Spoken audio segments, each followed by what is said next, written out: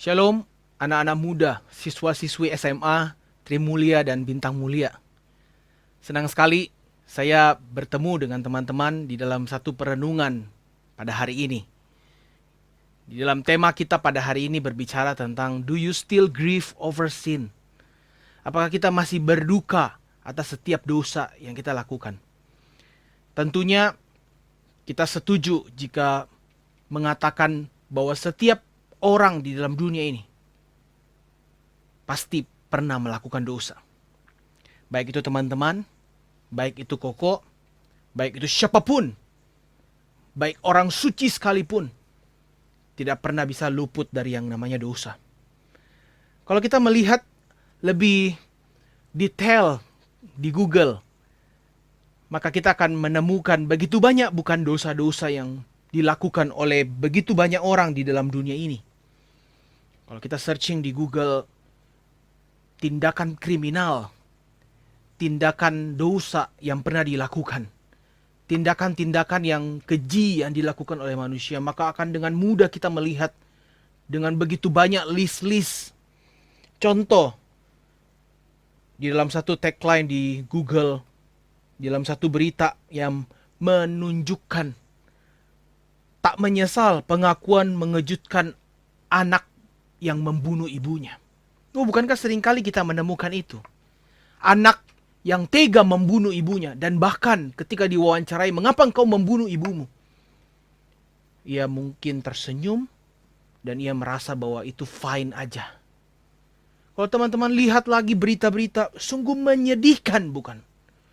Begitu banyaknya tindakan-tindakan dosa yang dilakukan oleh seluruh umat manusia. Entah itu di Indonesia, entah itu dimanapun. Ada seorang gadis cantik yang membunuh ibunya dengan menusuknya sebanyak 79 kali. Dan kemudian ketika diwawancarai menyatakan bahwa saya membunuh ibu saya karena saya terinspirasi dari film. Oh saudara, ketika kita melihat dosa-dosa yang ditampilkan di dalam dunia ini, dosa-dosa yang dilihat oleh dunia ini, yang dilakukan oleh banyak orang, di mana orang Kristen? Apakah orang-orang Kristen masih berduka terhadap setiap dosa-dosa yang dilakukan? Masihkah orang-orang Kristen ketika melakukan satu kesalahan atau dosa yang mendukacitakan Tuhan, kita itu masih ada satu sense. Kita masih ada satu sense bahwa kita sudah melakukan satu hal yang Tuhan tidak kehendaki. Saudara Paulus mengingatkan di dalam suratnya. Saya mengajak teman-teman untuk membuka di dalam 2 Korintus pasal yang ke-7. 2 Korintus pasal yang ke-7. Secara khusus di ayat yang ke-10. 2 Korintus 7 ayat yang ke-10. Paulus memberikan satu penekanan penting terhadap orang-orang Kristen yang ada di Korintus. Sebab duka cita menurut kehendak Allah menghasilkan pertobatan yang membawa keselamatan dan yang tidak akan disesalkan. Tetapi duka cita yang dari dunia ini menghasilkan kematian. Tetapi yang duka cita dari dunia ini menghasilkan kematian. Sampai sedemikian jauh firman Tuhan yang kita baca. Saudara, Paulus mengingatkan kepada orang-orang Kristen yang ada di Korintus, hendaklah kamu berduka cita. Apa maksud berduka cita di sini? Hendaklah kamu berduka cita yang di Paulus ajarkan yang menghasilkan pertobatan itu seperti apa? Apa maksud daripada duka cita yang Paulus sebutkan di surat ini? Saudara, duka cita yang dimaksudkan Paulus di dalam perikop ini adalah kita itu hendaknya punya satu sensitivitas di dalam hidup kita. Ada satu sensitivitas ketika kita melakukan setiap kegiatan kita, dimanapun kita berada. Karena kita membawa identitas kita. Teman-teman dan koko, kita punya identitas yang jelas di hadapan Tuhan. Kita milik Tuhan. Kita prototipenya Tuhan. Sehingga ketika Paulus mengatakan di dalam suratnya kepada jemaat di Korintus, orang-orang Kristen di Korintus, "Hei kamu orang-orang Korintus, hendaklah kamu punya sensitivitas di dalam hidupmu. Secara khusus ketika kamu melakukan satu tindakan yang Tuhan tidak kehendaki." Saudara, punyakah kita sensitivitas itu? Ketika kita di sekolah, ketika kita di rumah, ketika kita di mall, ketika kita bersama-sama dengan teman-teman kita. Apakah masih ada sensitivitas? Masih ada satu sensitif terhadap dosa yang mungkin akan bisa kita lakukan. Ketika kita melihat tokoh-tokoh di dalam Alkitab, secara khusus ketika kita melihat Raja Daud dan Raja Saul, teman-teman pasti tahu profil daripada Raja Daud, Raja Saul. Dua raja yang begitu penting di dalam perjanjian lama yang memimpin bangsa Israel.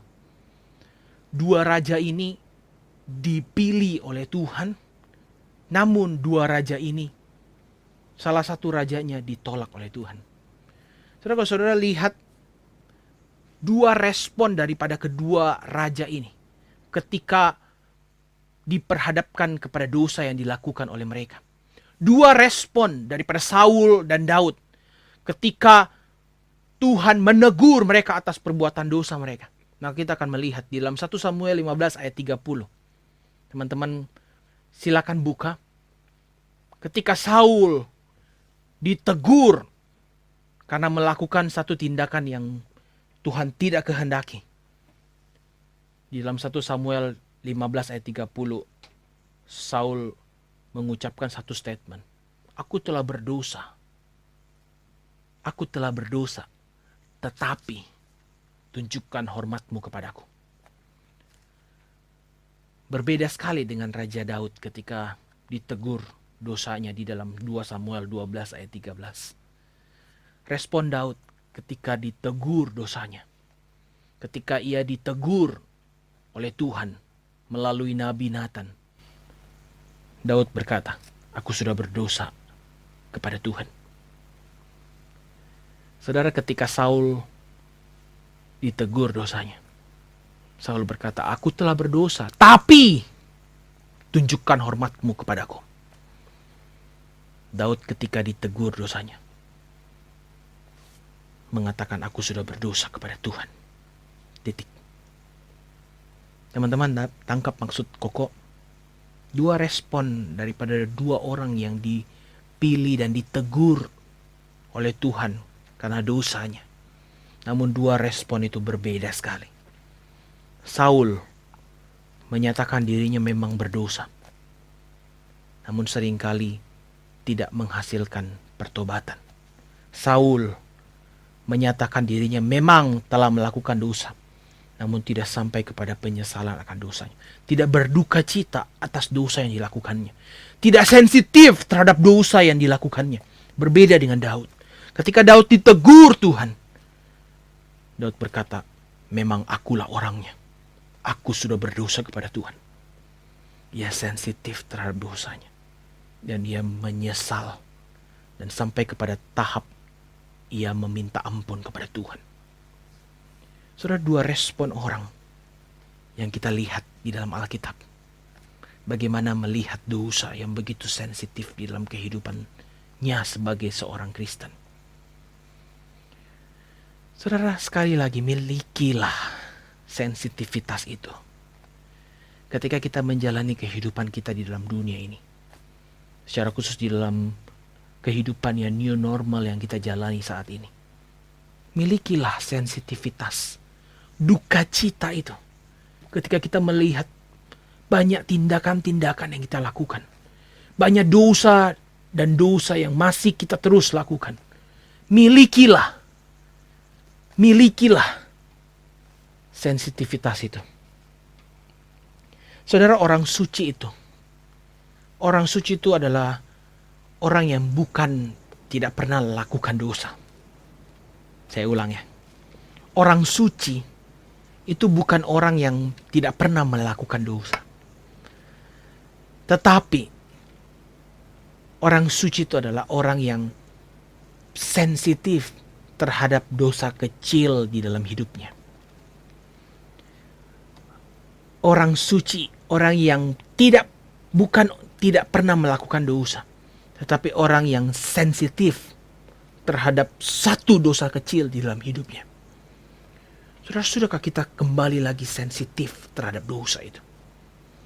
Sudahkah kita tahu dengan jelas bahwa ini tindakan yang Tuhan tidak kehendaki untuk dilakukan? Tentu, saya percaya teman-teman sudah sering kali dengar firman Tuhan, bukan? Teman-teman sudah punya firman Tuhan, Alkitab di rumah. Sudahkah firman Tuhan itu benar-benar kita lakukan? Kebenaran demi kebenaran, sudahkah kita lakukan? Dan itu membuat kita lebih sensitif setiap kali kita mau melakukan satu tindakan yang salah. Itu membuat kita sensitif. Tidak gampang dan tidak buru-buru melakukan dosa. Saudara, tidak ada manusia yang tidak pernah melakukan dosa. Sekali lagi saya tekankan, teman-teman dan saya secara pribadi, kita punya tendensi bisa melakukan dosa. Namun, teman-teman ingat baik-baik, yang jadi pembeda adalah apakah kita nih, teman-teman dan saya, kita nih yang disebut Kristen nih, miliknya Tuhan nih, yang percaya kepada Yesus sebagai juru selamat. Apakah kita sudah penuh dengan satu sensitivitas, penuh dengan duka cita ketika kita melakukan dosa? Teman-teman, orang yang berduka cita, orang yang sensitif terhadap dosa, itu orang yang senantiasa aware dengan tindakan yang dilakukannya. Tidak buru-buru di dalam bertindak. Teman-teman seringkali dengar itu kan. Menjadi satu petuah, menjadi satu nasihat orang tua kepada anak-anaknya. Jangan buru-buru. Biar lambat asal selamat, betul ya? Saudara, orang yang berduka cita atas dosa, itu adalah orang yang senantiasa aware. Orang yang senantiasa peka. Wah, gue lagi ngelakuin salah nih. Wah, ini tendensinya gue bisa ngelakuin dosa nih. Ini sedikit lagi saya bisa jadi batu sandungan. Tindakan ini bisa menjadikan saya batu sandungan kepada orang-orang Kristen lainnya. Ada satu awareness ketika kita mau melakukan segala tindakan kita, dimanapun kita berada. Saudara, orang yang berduka cita yang kedua, definisi saya secara pribadi, orang yang berduka cita atas dosanya, selain orang yang aware terhadap dosa, orang yang tidak mengulangi kesalahan yang sama berulang-ulang. Saudara, ini penting. Kalau kamu terus melakukan tindakan dosa yang sama berulang-ulang, itu berarti kamu sudah tidak aware. Itu berarti kamu sudah tidak lagi berduka cita atas dosamu.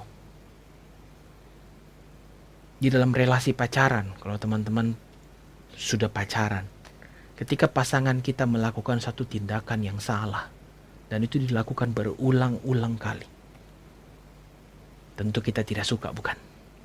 Tentu kita akan merasa orang itu tidak belajar.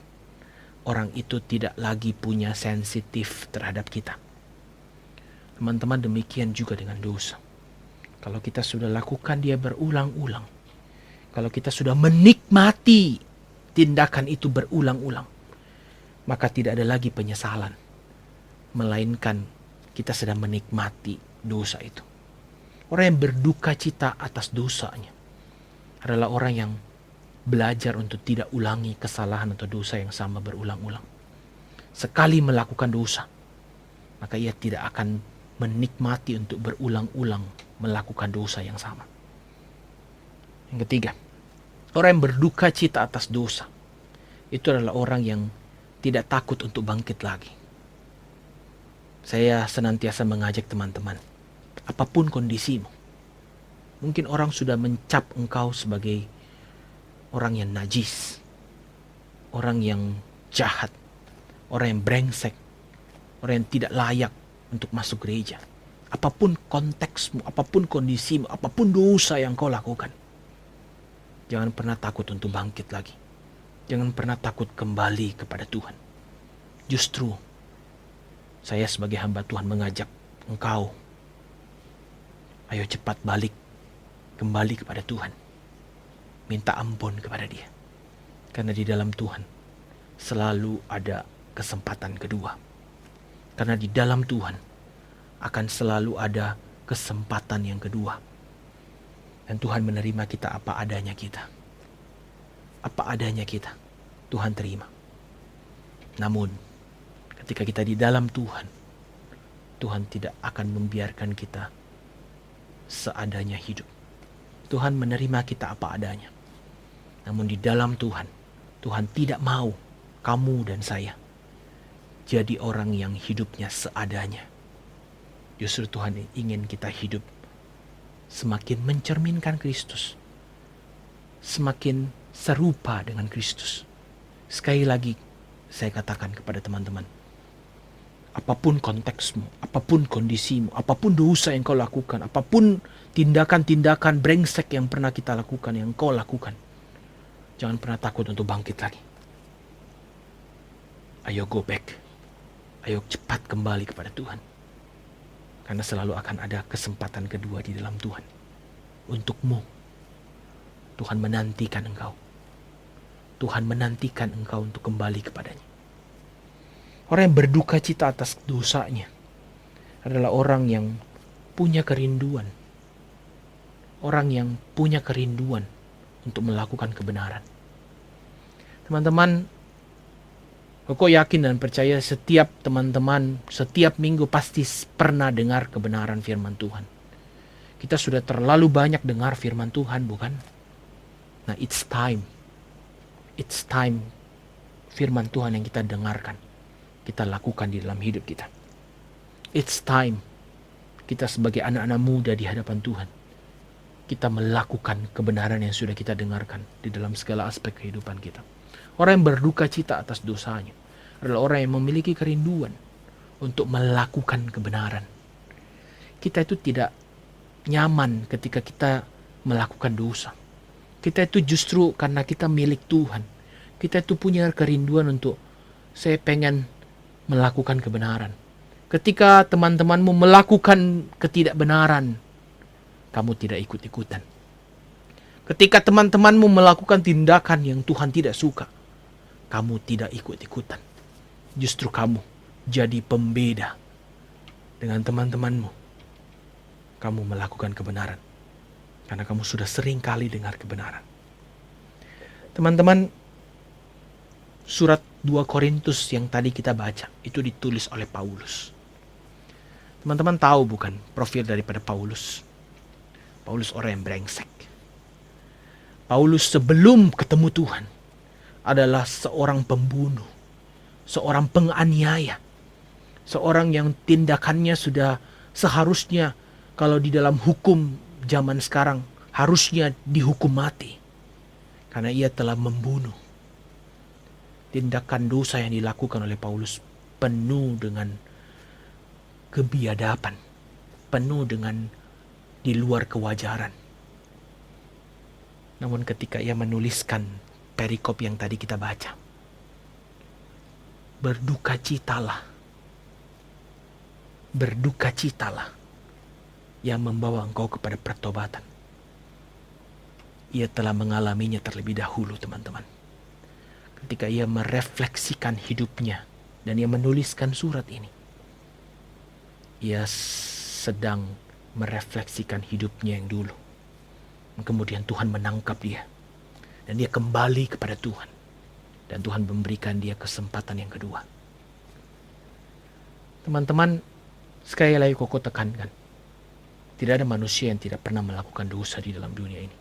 Namun, jika engkau masih nyaman terus-menerus di dalam dosamu, jika engkau masih nyaman untuk terus-menerus hidup di dalam dosamu, berarti engkau sedang menikmati dosa itu, dan engkau tidak sedang sensitif terhadap dosa itu. Firman Tuhan hari ini mengajak kita untuk ayo go back.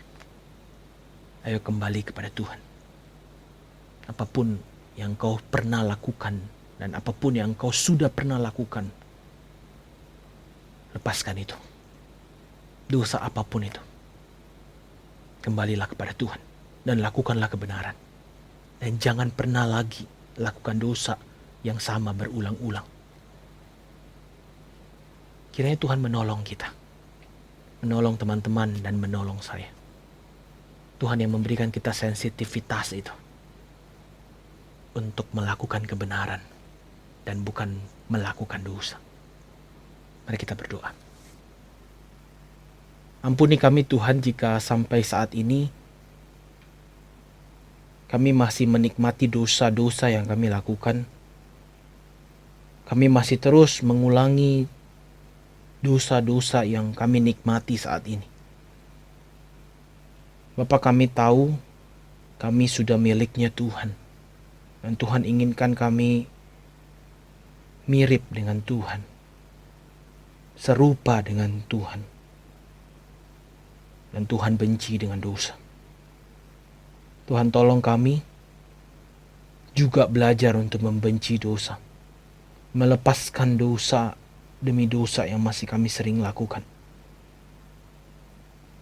Engkau berkati anak-anak mudamu, siswa-siswi Trimulia dan Bintang Mulia yang sedang menyaksikan ibadah ini Tuhan.